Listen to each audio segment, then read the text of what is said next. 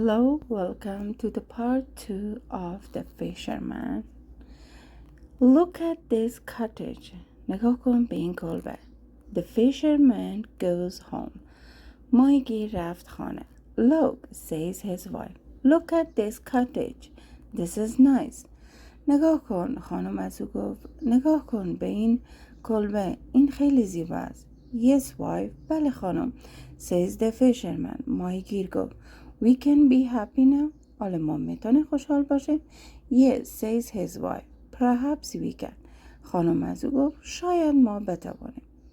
Then she starts to think. بعد از او شروع کرد به فکر کردن.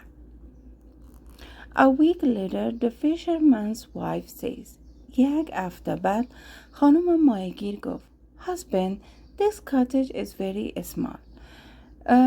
این کلبه بسیار کوچک است. I want something. من یک چیزی میخوایم.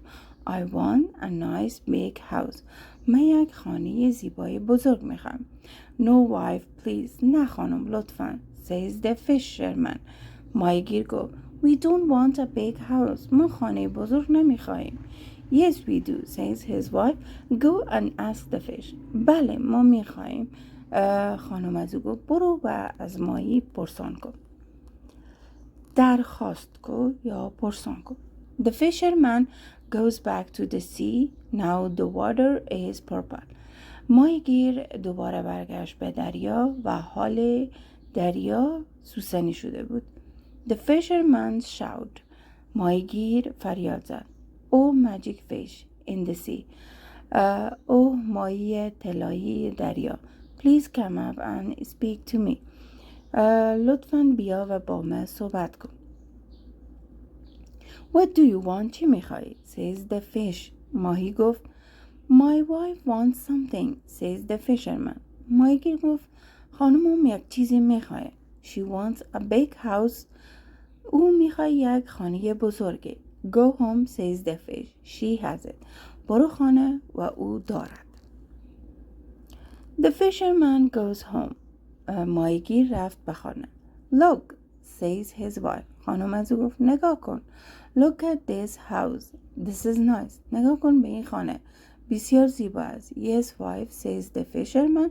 It's very nice. We can be happy now. بله این بسیار زیبا است. حالا ما میتونیم خوشحال باشه. Says his wife. Perhaps we can. Then she starts to think. بله خانم از او گفت شاید ما بتوانیم و بعد از او شروع کرد به فکر کردن. A week later the fisherman's wife says. یک هفته بعد خانم ماهیگیر گفت Husband, this house is very small. این خانه بسیار کوچک است. I want something. من یک چیزی میخوام. I want a nice big castle. من یک قصر بزرگ میخوام. No wives, please, says the fisherman. نه خیر لطفا. We don't want a castle. ما یک قصر نمیخواهیم. Yes we do. بله says his wife. خانم از او گفت Go and ask the fish. برو و از ماهی درخواست کن.